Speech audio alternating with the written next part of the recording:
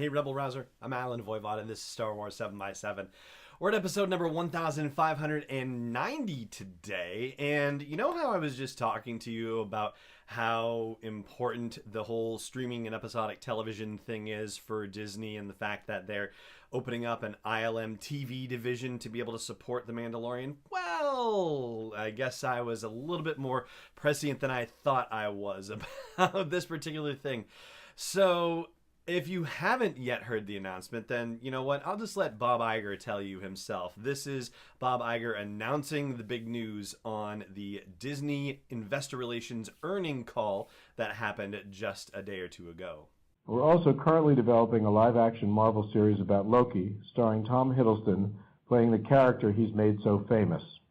And we're working on a second live-action Star Wars series, a prequel to Rogue One, starring Diego Luna. So the big news here, of course, is the fact that there had been a rumored Scarlet Witch series, but Bob Iger did not give any confirmation about that. That's big news for the Marvel podcasts, of course. But for us, of course, the big news is that Diego Luna is reprising his role as Cassian Andor, and we are getting a new Star Wars live-action series about him as well for the new Disney streaming service, which will be officially called Disney Plus. Now, here's what we know so far, and here's what we can guess so far. First of all, we know that it is set before the events of Rogue One, a Star Wars story. It would have to be, otherwise we would have to learn that Cassian was a Force ghost if he were able to appear in this thing. So clearly it's happening before Rogue One. And I'll be curious to see whether it's actually also before he meets and is able to capture and reprogram K2SO, because, you know, how do you do that series without him? I don't know, but I mean, you could. After all, he's been in the fight since he was 6 years old, so there was a lot of time before K2SO came along that I'm sure they could cover if they wanted to. Anyway, we know that much. We know that it's going into production, quote-unquote, next year. What exactly next year means, don't necessarily know yet. It could be January, it could be November. Who knows? What we do know for sure is that The Mandalorian is in production right now, and it's supposed to go live when the Disney Plus service goes live, which is happening in late 2019, according to Bob Iger. So if the Cassian Andor series goes into production next year, I think we can safely assume that we're looking at probably the second half of 2020 before we see the Cassian Andor series.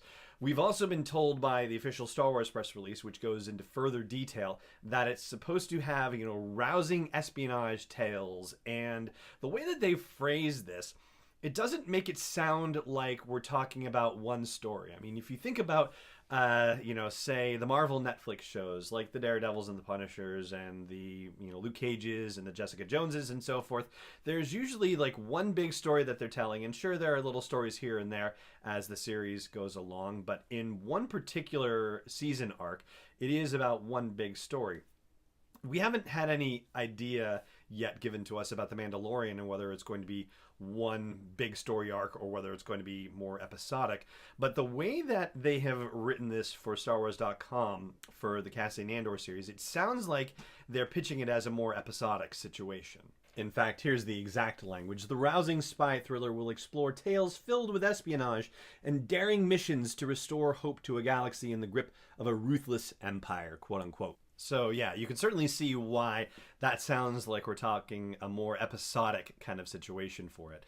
And because they're also talking about the formative years of the rebellion as well, then you have to presume that it takes place in between Solo: A Star Wars Story and the, let's say even the first season of Star Wars Rebels. So we'll say within a 5-year stretch between, okay, what would that be? Let's do the math. Between 9 ABY and 5, or BBY, excuse me, between 9 years before the Battle of Yavin and 4 years before the Battle of Yavin, 5 years.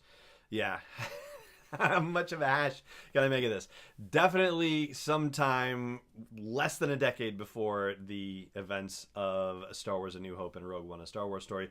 And I'm willing to bet probably a little bit before Star Wars Rebels, maybe. I guess that's really going to be one of the interesting factors. Is it going to happen before Rebels or concurrently with Rebels? I'm betting on before, just because, you got to bet on something, right? Anyway. So that is pretty much where we stand with the Cassian Andor series. Now we really know how deeply committed Disney is to the whole streaming episodic television situation with its Disney Plus streaming service. Of course, this also does beg the question, with Han Solo dead, there were some folks who said, well, nobody's going to be interested in a Han Solo movie because we already know he's dead. I guess we're going to be testing that theory again with Cassian Andor because naturally Cassian's dead and yet we're making a series about him. So we're going to see whether that theory really holds water. Personally, I don't think it's going to, but, again, proof will be in the pudding on that one.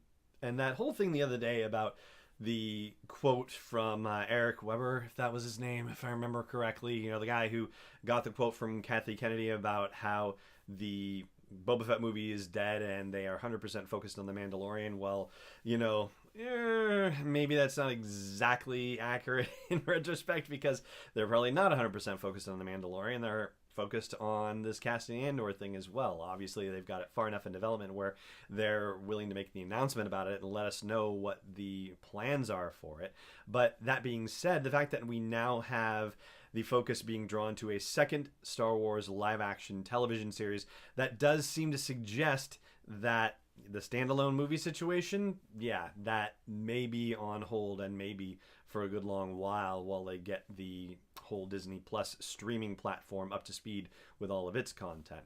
But, they've got Rian Johnson and Benioff and Weiss making movies, and, based on timing, that could be every year for a good 6 years or more. So I don't think they're actually going to be hurting too much for movie content or needing it necessarily. Of course, that's assuming that those movies turn out well and they're not looking for other options. But, we're a long ways away from all of those situations. But for now, that is going to do it for the big announcement with the Cassian Andor live-action TV series and Diego Luna coming back to reprise his role as Cassian Andor for the new Disney Plus streaming service, likely debuting sometime in the second half of 2020. And that's going to do it for this show as well. I hope you will consider subscribing to the show so that way you get the next episode and the next delivered to you. I can tell you what the next two are going to be. And tomorrow's episode is going to be an interview with Mark O'Connell, who's the author of Watching Skies.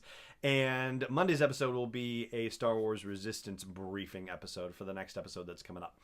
And I hope you'll consider supporting this endeavor by putting a tip in the metaphorical tip jar at patreon.com/SW7X7. And thank you very much for even considering the possibility. I really appreciate that. For now, though, it just remains for me to say thank you so much for joining me for this episode, and may the Force be with you wherever in the world you may be. This podcast is not endorsed or sponsored yet by Lucasfilm Limited, Disney, or 20th Century Fox, and is intended for entertainment and information purposes only. Star Wars, the Star Wars logo, all names and pictures of Star Wars characters, vehicles, and any other Star Wars-related items are registered trademarks and/or copyrights of Lucasfilm Limited or their respective trademark and copyright holders. May the Force be with them. All original content is copyright 2018 Star Wars 7x7. We hope you love it.